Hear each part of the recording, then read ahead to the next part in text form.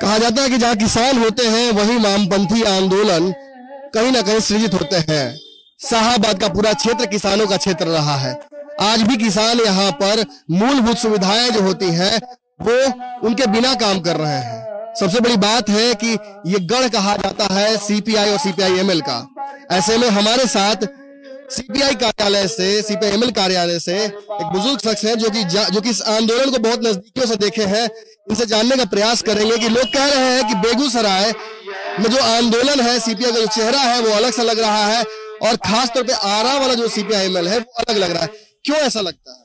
देखिए, ये भोजपुर जिला जो है, यहाँ 70 के दशक से सीपीआई-एमएल ग्रामीण क्षेत्रों में खास करके दलित, किसान, मजदूर के बीच में उनकी अभिव्यक्ति की स्वतंत्रता के लिए, उनकी समानता के लिए, उनके अधिकार के लिए संघर्ष करती रही है। इसका नतीजा है सामने कि यही दलित, किसान, मजदूर यहाँ से अपना जनप्रतिनिधि भी चुनते रहे हैं। पहले ये दलित, किसान, मजदूरों को बोलने की स्वतंत्रता नहीं थी, अब प्रतिनिधि भी चुनने लगे।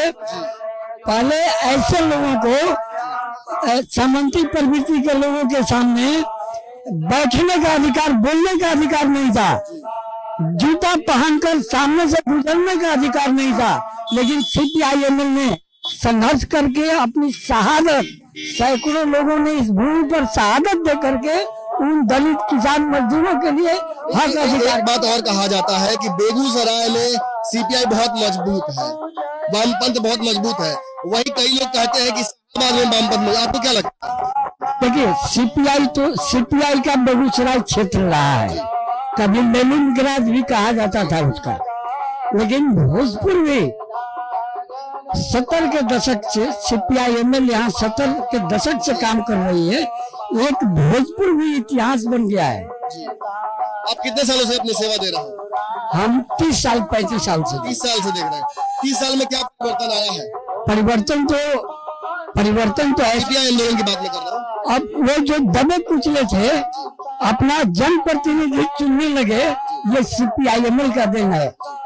यहीं से वही दबे कुचले लोग 1989 में सांसद भी चुने, जो हमारे रामेश्वर जी सांसद चुने। क्या लगता है राजू यादव जी को जब देखते हैं, काफी दिनों से वो भी संघर्ष करते आ रहे हैं, और कन्हैया को देखते हैं तो क्या लगता है, खुशी होती है? देखिए, राजू यादव जमीनी स्तर का काम करता है, कन्हैया का अंतर है। मैं आलोचना नहीं करता हूँ, वो जमीन से सामने आया है।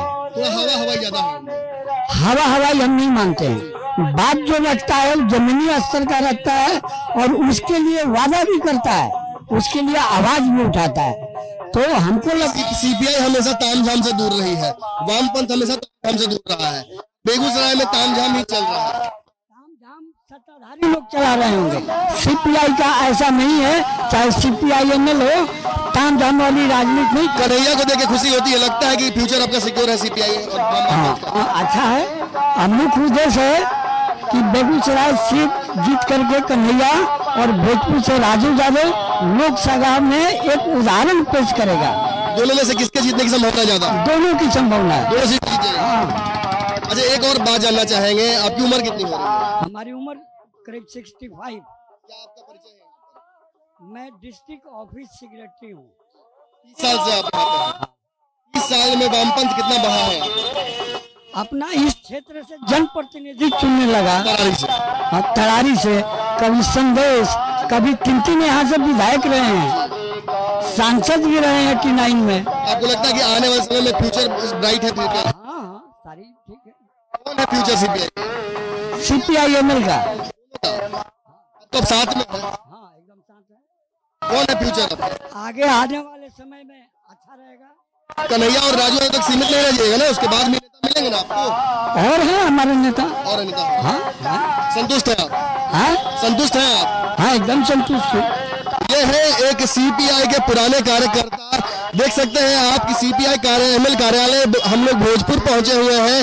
जानने का प्रयास कर रहे थे कि आखिर ये सीपीआई दिखाया जा रहा है टीवी में और मीडिया में और अखबारों में, वो कैसा लगता है जमीनी स्तर पर।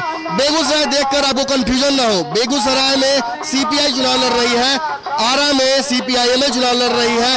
दोनों जगहों की जो कहा जा सकता है जमीनी हकीकत अलग अलग है। जहां एक तरफ किसानों की हक की लड़ाई लगातार सीपीआई में लड़ रही है, वहीं कहा जा रहा है कि लोग इशारा कर रहे हैं कि बेगूसराय में हवा हवाई सीपीआई है। अब देखते हैं, जनता से जानने का प्रयास करते हैं कि जनता किसे सच्चा सीपीआई और किसे झूठा सीपीआई मानती है। बने रहे न्यूज़ बिहार और भारत लाइव पर। धन्यवाद।